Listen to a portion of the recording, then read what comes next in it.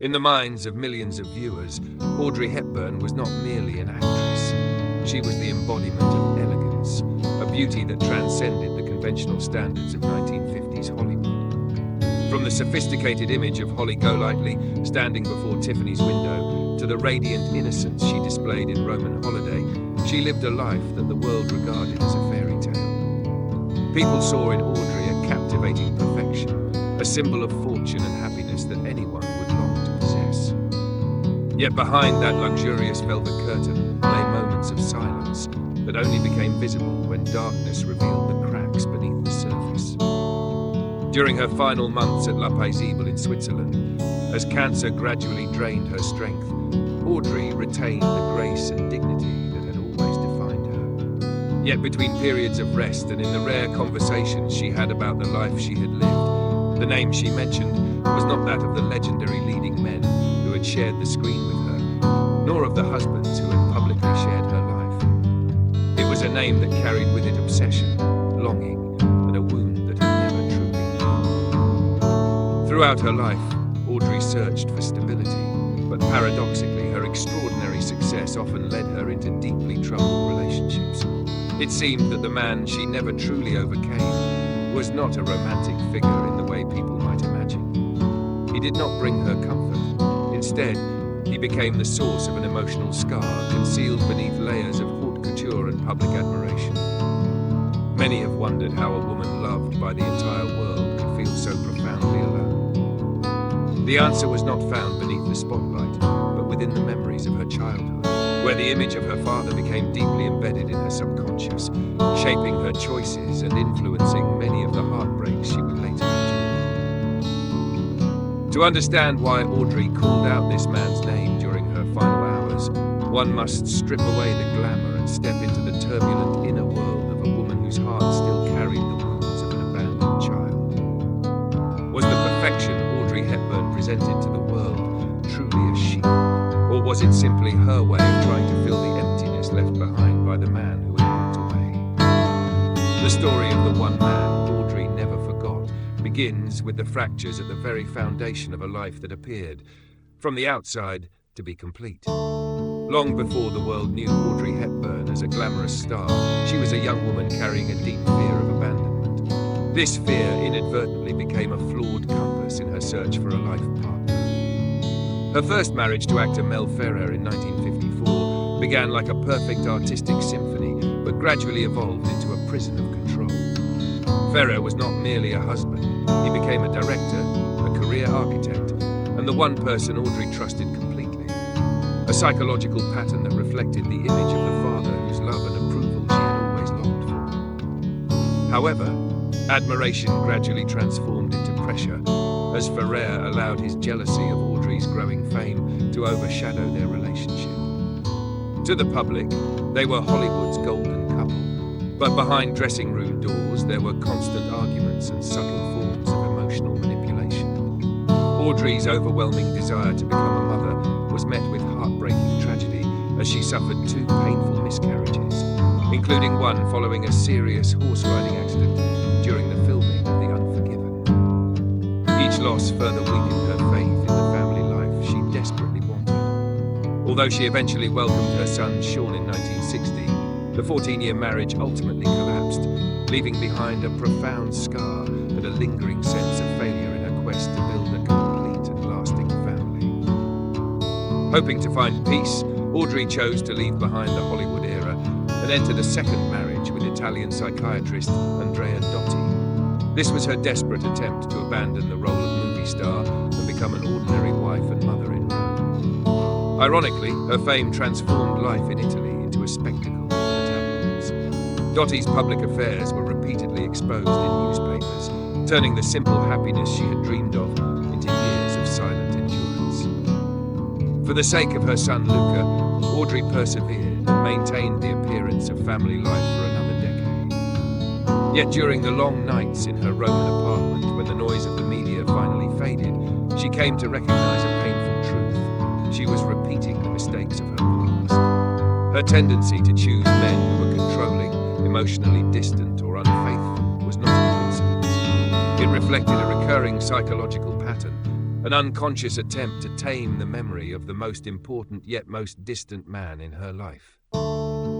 As these marriages gradually came to an end in silence and disappointment, Audrey began to understand that although she could captivate the world with her expressive eyes and timeless elegance, she still could not overcome the shadow of the memory that continued to shape so much of her suffering.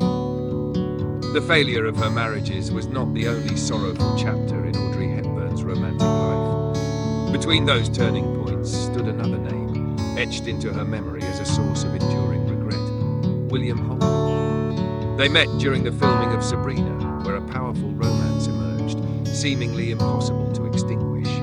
For Audrey, Holden was the first man who made her feel loved with an intensity and authenticity unlike anything she had experienced before. Yet this relationship faced a cruel obstacle, a choice between love and her deepest desire to become a mother. Holden had undergone a vasectomy and could not give her the children she wanted more than anything else in life. For a woman who had already endured so many losses, miscarriages and heartbreaks, family was not merely a social role. It was the anchor that kept her soul from drifting away. Audrey was forced to make a heartbreaking decision. She gave up the man she loved most deeply in order to pursue a future where the laughter of children might one day fill her home. Looking back on those choices, psychologists and those closest to Audrey recognized a recurring and deeply painful pattern. She was consistently drawn to men who possessed authority, emotional depth, and a degree of emotional distance, qualities that echoed the father she had lost when she was only 6 years old. She was not consciously choosing unhappiness. Rather, she was unconsciously attempting to repair the past. Her attraction to men who were difficult to hold on to or who exercised control was in many ways an endless experiment, driven by the hope that this time she might finally succeed in keeping an important man from leaving her. But neither Mel Ferrer, Andrea Dotti, nor William Holden ever truly filled that void. They were merely temporary pieces in her search for the validation she had never received from her father. The wound left by that abandonment lingered like a ghost, always waiting to reappear, making every attempt to find lasting peace vulnerable to the ordinary storms of life. Even so, fate did not completely deny Audrey its gentleness. At her most exhausted and vulnerable, a final sanctuary appeared, though not in the form she had sought from her previous husbands. After turbulent marriages and relationships that left lasting emotional aftershocks, Audrey Hepburn entered the 1970s carrying a heart marked by countless scars. The world knew her as a symbol of elegance and sophistication, but few realized that beneath that image was a woman with a profound longing for an ordinary life. Then fate brought Robert Wolders, a Dutch actor, into her world. This was not a whirlwind romance from a Hollywood screenplay, but the meeting of two seasoned souls who had experienced both the sweetness and bitterness of fame. Unlike the men who had come before, many of whom sought to direct or control the course of her life, Robert Wolders offered Audrey something she had never truly known: equality and respect. He did not love Audrey because of her extraordinary fame. He loved the woman who often felt lonely behind the glamour and cosmetics. At La Paisible, her villa in Switzerland, she finally found a true refuge. They lived together for more than a decade without marriage, without legal obligations, sustained only by a pure love that flourished among flower beds, peaceful afternoons, and a deep mutual understanding. With Wolders, Audrey no longer had to perform the role of a film star. She became a woman who enjoyed gardening, appreciated fresh country air, and cherished every moment of daily life. Under his care and companionship, the emotional wounds connected to her father gradually began to heal. He became living proof that peace does not come from conquering or holding on to someone, but from finding a person who accepts you exactly as you are, without judgment or demands. Yet Audrey's life was not confined to that peaceful garden. Once she had found inner stability, she felt compelled toward a greater purpose, repaying a debt of gratitude to life itself.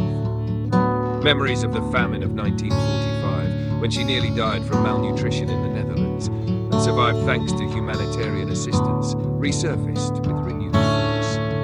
She came to understand that personal happiness is only truly complete when it is shared with others, and the next chapter of her life would be devoted to transforming that compassion into action far beyond the borders of La Paisible.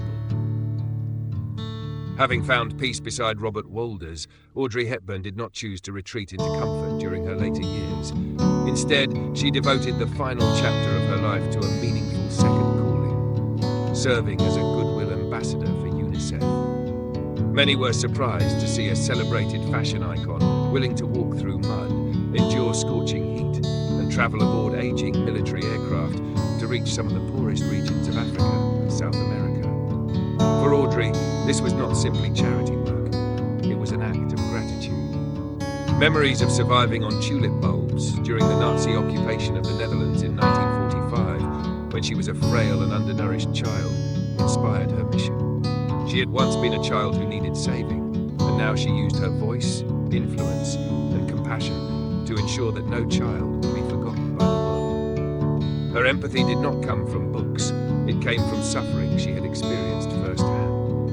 Yet fate wrote another sorrowful chapter in 1992. Following a demanding humanitarian mission to Somalia, where she witnessed heartbreaking scenes of human suffering, Audrey began experiencing unusual pain.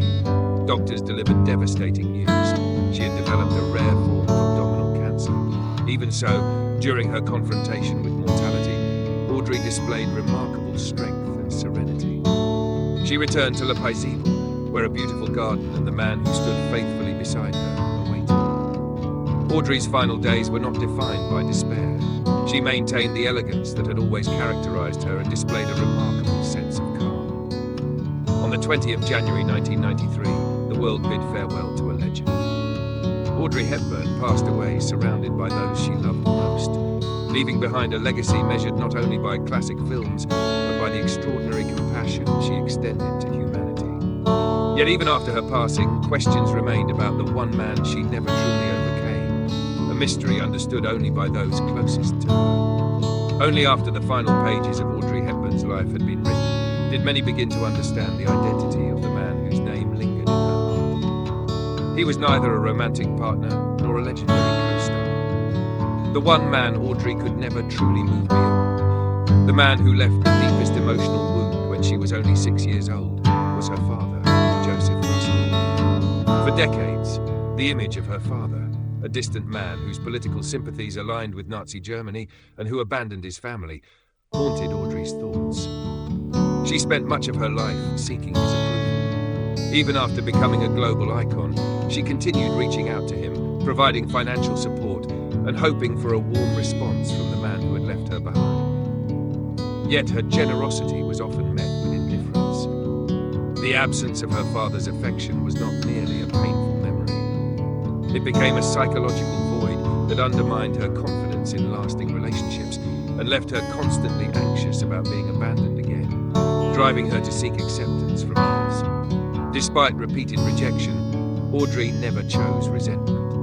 Rather than allowing that pain to become a source of bitterness, she performed a remarkable act of forgiveness.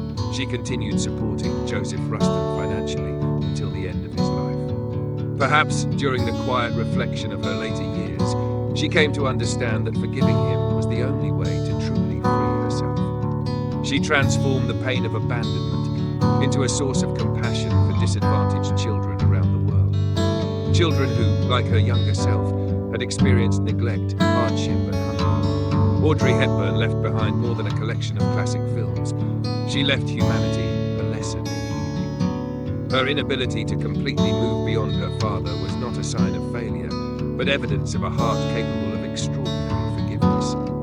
She departed carrying her emotional wounds, yet also carrying the peace that came from spending her life transforming those wounds into light for others. In the end, her father may have shaped much of her sorrow, but Audrey herself shaped her enduring legacy through unconditional love and compassion. If Audrey Hepburn's story has touched your heart, please leave a comment below and share what impressed you most about this remarkable woman. Don't forget to subscribe to the channel so that we can continue exploring the deeply human stories behind some of history's most iconic figures.